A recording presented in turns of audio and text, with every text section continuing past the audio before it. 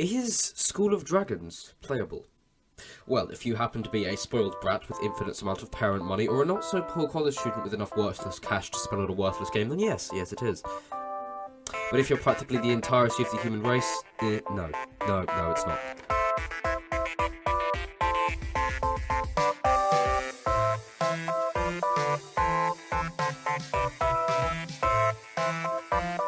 School of Dragons is one of the only MMO games available set within the HTTYD universe, and as a result it has a decently large player base, filled with toxic children who like to flex their starter dragons, while the chads are standing at the regen points and pretending to be above them when they are, in fact, just as toxic.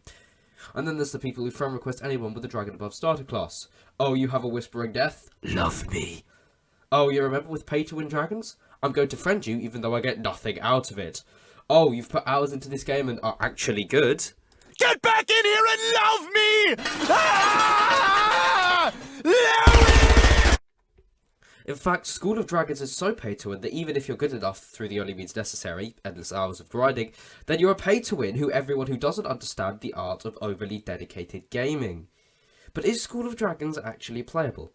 Well, yes, in some respects, but in most respects, no. Let's start off with the game's core mechanics. Congrats! You're a student! Ride a dragon, tame a dragon, hatch a dragon, and then do endless quests that lead to no conclusion or eventual progressive reward. And once you're done with the 2 cheap expansions, be prepared to never do any again. Your lifetime in this game is basically over. That's not to say that the expansions are bad, except, well, they are. They do offer a fun gameplay experience and interesting mechanics, a way to avoid things and learn things, and actually attempt to educate you about science. Except that you're in a fictional universe with fire-breathing lizards, which automatically means that the laws of chemistry and physics can go fuck themselves. Like, seriously, how the hell does this thing fly? And this? And this too! And what about this thing? Seriously, it looks like a sperm going through its edgy phase. Don't get me wrong, I love the HET universe as much as the next person. Well, most of it. But School of Dragons just gets lots of things wrong. A lot of it is low effort and apparently low budget, filled with bugs and glitches that very rarely get patched. Not to mention that without expensive membership or purchases of in-game currency using real-world currency, you have to log on every hour and smack a ship in the face with your testicle dragon or your overly flamboyant dancer with fireballs until it keels over and dies. Except 5 out of 10 times, this shit doesn't even work. Stuff like this happens. Bruh. Or the ship somehow takes rounds from every goddamn dragon under the sun and doesn't take a single ounce of damage despite the fact that 1 hour earlier it got insta-clamped by every try-hard nerd in existence. Oh, and the models. Look at the models! The Grapplegrounder is one of the most popular dragons within the expanded How to Train Your Dragon universe, appearing in many other games such as Dragons, Rise of Berg, or Dragons, Titan Uprising. But when it got added into the game, it was a cheap model with the exact same animations as Toothless, and its neck bended like a chicken with a serious wrinkle, and its face looked like it had looked in the mirror and seen what it had become. A disappointment. Ladies and gentlemen, we got him. That's not to say that the models are bad, it's just that some have animations that don't suit them, while others don't look like their show counterparts at all. Take the Armor Wing, for example.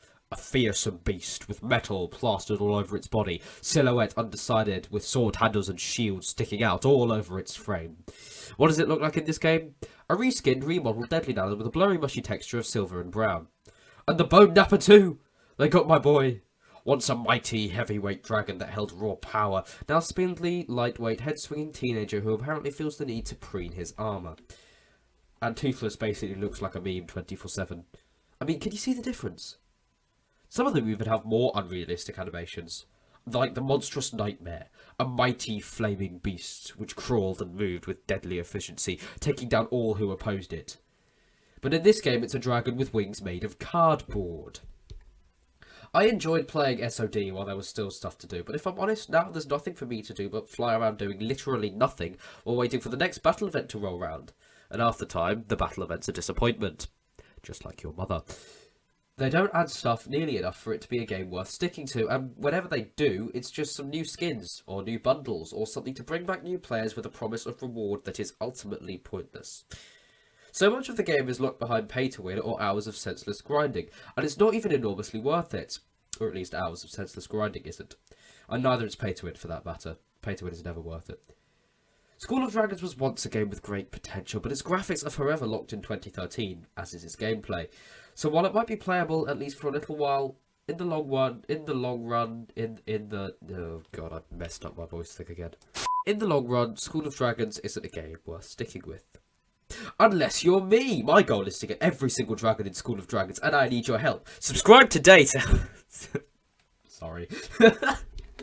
No, that's ridiculous. No, I'm not doing that. That would take... Oh, but that would take such a... It's not a bad video idea, actually. Hey, look, it's nearly time for the next battle event. Or the ship somehow takes rounds from every Gondam dragon under the... Gondam. What does Gondam mean?